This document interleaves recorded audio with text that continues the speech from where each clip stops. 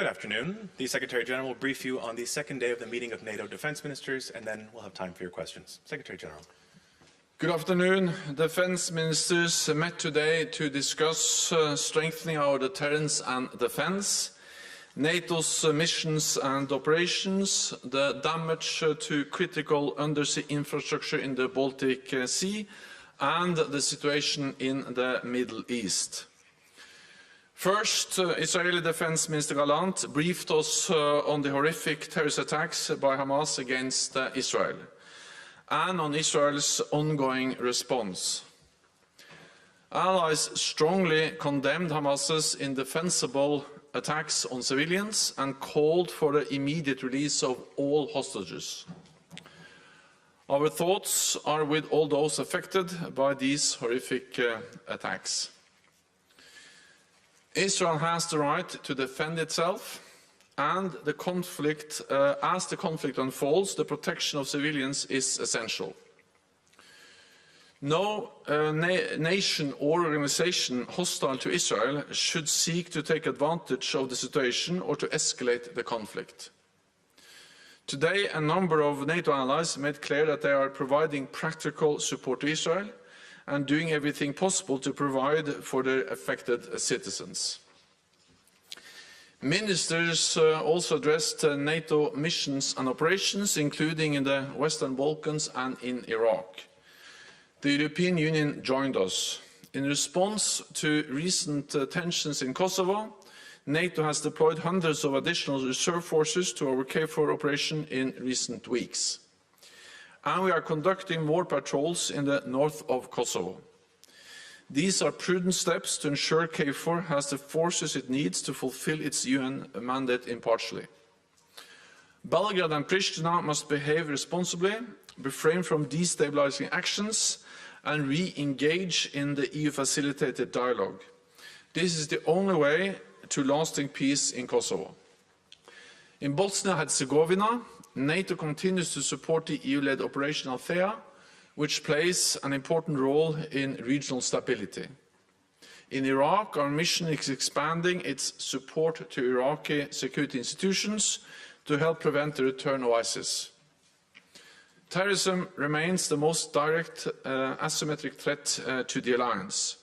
So today I can announce that Assistant Secretary General Tom Goffers will serve as my special coordinator for counterterrorism.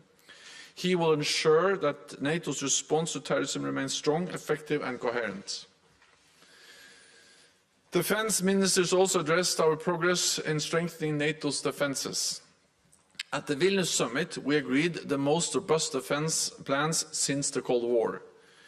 We are now taking the next steps. This means assigning the necessary forces, developing new capabilities and adjusting our command and control structures.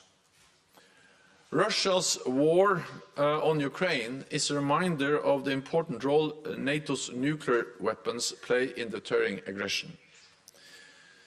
Next week, NATO will hold its annual nuclear exercise, Steadfast Noon. This is a routine training event that happens every October. This year, the training will take place over Italy, Croatia and the Mediterranean Sea. Our exercise will help to ensure the credibility, effectiveness and security of our nuclear deterrent. And it sends a clear message that NATO will protect and defend all allies. Today, ministers also addressed the damage to critical undersea infrastructure in the Baltic Sea. Allies expressed strong solidarity with Estonia and Finland as they work to establish the facts. NATO and allies are sharing information to support that effort. If this is proven to be a deliberate attack on critical infrastructure, it will be a serious incident, and it would be met by a united and determined response. I raised with ministers the need to move forward on ratification of Swedish membership. And I'm glad that the Turkish defense minister confirmed that Turkey stands by the agreement from Vilnius to finalize Swedish accession. So I now expect that the Turkish government will submit the accession protocol to the Grand National Assembly and work with the Assembly to ensure speedy ratification. And with that, I'm ready to take your questions. Start with the Associated Press in the middle of the room here, please.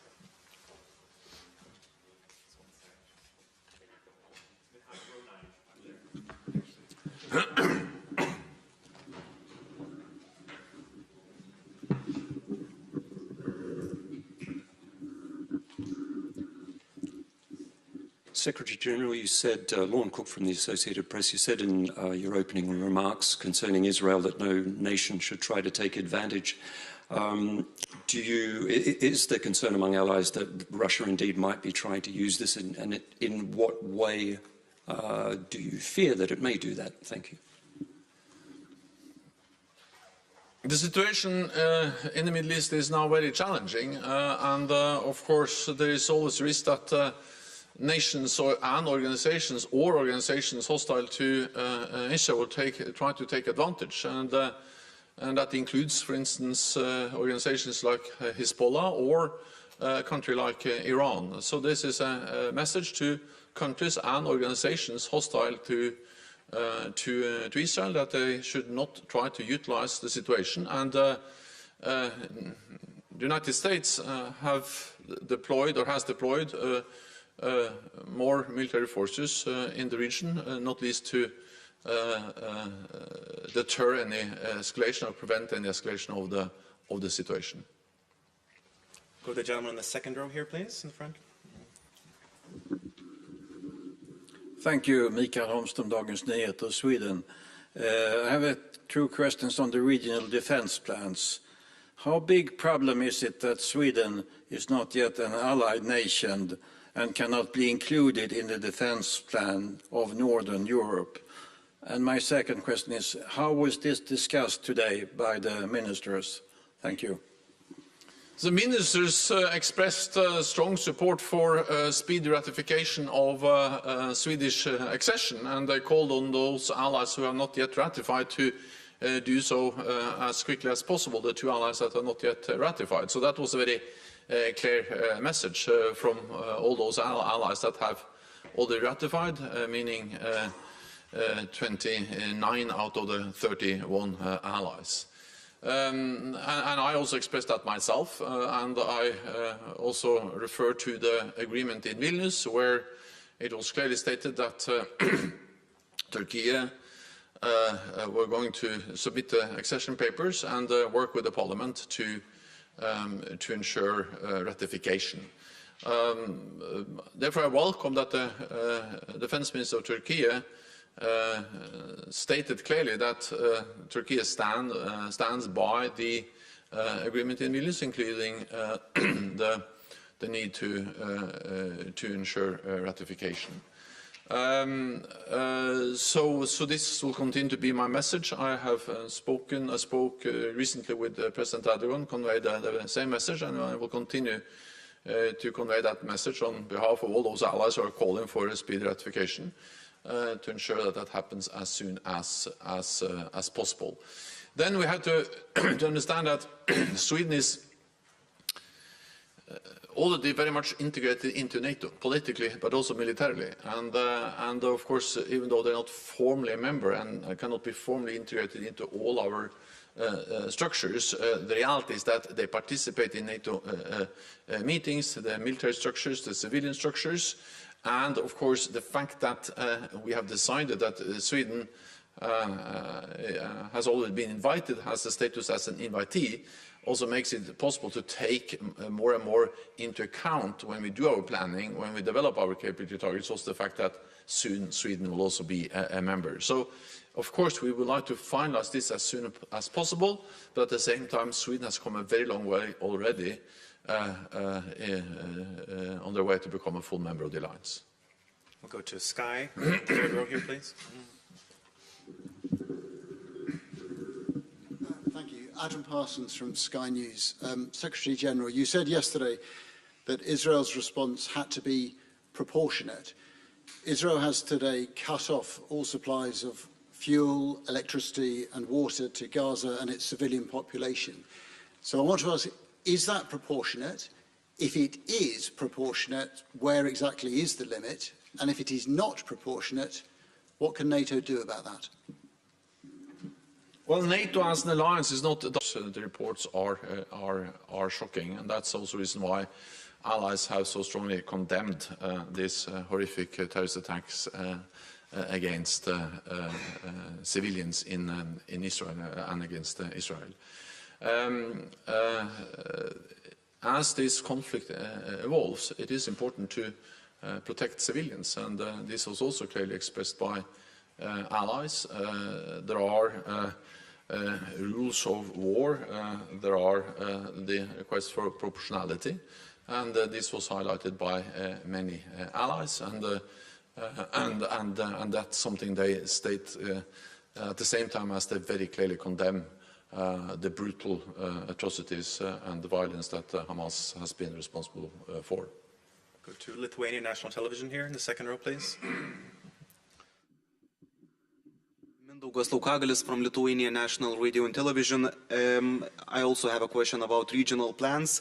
Germany today announced that they will contribute with 35,000 troops to strengthen NATO security. We understand this is connected to the regional plans. Have any other allies announced their contribution to this matter? And in more general terms, how long the implementation of NATO summit in Vilnius decisions will take? And if I may, the other question, very short one, what is NATO doing to improve the security of undersea critical infrastructure? Thank you. So first on the undersea infrastructure, we have been working on that for many years because it is obvious that gas pipelines, power cables, internet cables, these types of undersea infrastructure are of critical importance for our societies. So this has been an issue which has been high on the NATO agenda, part of our efforts related to resilience for many years, and many things have been done to protect this critical infrastructure. Then, of course, after the damage to the Nord Stream pipelines last year, we stepped up and significantly increased our presence in the Baltic Sea and the North Sea. We have established a cell here at the NATO headquarters to better coordinate the efforts by between allies, and also to coordinate the efforts by the governments, the military authorities, and the private and civilian sector, because most of this critical undersea infrastructure is owned by private companies, operated by private companies, and they also have access to and control important capabilities that can help us with surveillance and also gathering information. So the work we have done since last year, since the Nord Stream incidents, is about strengthening coordination, enabling us to work more closely with the private sector, and also typically this infrastructure goes from one country, in this case Finland, to another country, Estonia, and therefore the need also to work across borders has become even more important. All of this has been done, and we're in the process of stepping up. At the same time, I think we need to realize that undersea infrastructure is extremely vulnerable, because we speak about thousands of kilometers of cables or pipelines, and of course there's no way to have military presence along all these pipelines and infrastructure all the time. So this is about sharing information, this is about intelligence, this is about deterrence, to increase the threshold and to reduce the risks against these types of undersea infrastructure. I have spoken with the Finnish president, I have spoken with the Estonian Prime Minister. We stay in close contact with them, but I think now we need to await the outcome of the ongoing investigations. It's too early to say exactly what caused this incident and whether it was an intentional attack. So yes, we are very much aware of the risks, but it's too early to make any final assessment on how and why this happened. Then briefly on the plans, also we are now delivering as quickly as possible. We need to realize that these plans they are partly about forward presence, but they are also about in the eastern part of the alliance, but they're also about the protection of the whole alliance, the whole area of operation for succor in all directions.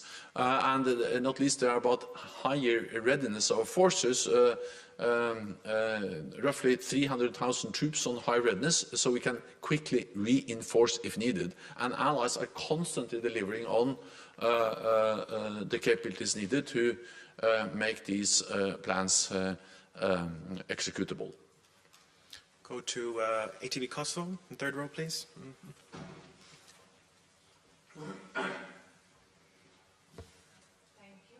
Flaga Vitaku, ATV Kosovo.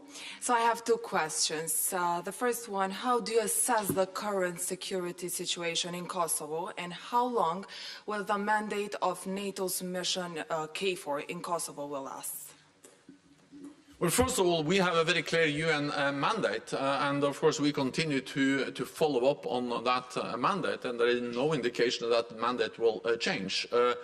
And NATO has a history. We have a responsibility in the Western Balkans in general and in Kosovo in particular, and we take this very seriously. So we have now increased our presence with several hundred troops in Kosovo, with new battalions from Romania, from Bulgaria, and also the United Kingdom has also deployed more forces as part of the NATO presence in Kosovo. So this was one of the main items or issues discussed at the Defence Ministerial meeting. There is a tense and difficult situation. We follow that very carefully. We have increased our presence, especially in the north, and the main message is that both Pristina and Belgrade need to refrain from actions that can further escalate the situation or increase tensions, and refrain from inflammatory rhetoric. And Pristina and Belgrade should engage in the EU-facilitated dialogue. I think that's also one of the important messages from the meeting today, is that in Kosovo we see how NATO and the European Union are working hand in hand. The NATO military presence, the increased NATO military presence, supports the diplomatic and political efforts of the European Union. And we had the European Union also present at the meeting, and I think it's good to see that in a difficult and challenging situation in Kosovo and in the Western Balkans, Bosnia and Herzegovina, the EU and the European Union are actually working more closely together than we've done for a long time, and that's a good thing to see. I think we have time for one more. We'll go to ZDF over here on my left, please. Hi, ZDF, German TV. Could you please explain what was shown in the video that the Israeli minister brought, and what was the reaction amongst the ministers? Well, there were horrific pictures from the attacks and the victims of the attacks over the weekend. I think it has to be up to the Israelis to decide how much they reveal of those pictures. Some of these pictures have also been actually shown to the broader public. The main message was that it just confirmed the brutality of the attacks, how innocent civilians, young people were killed, and of course it makes a strong impact on all of us when we see the pictures and the video describing the consequences of this horrific attack against Israel. That concludes this press conference. Thank you very much. Thank you so much.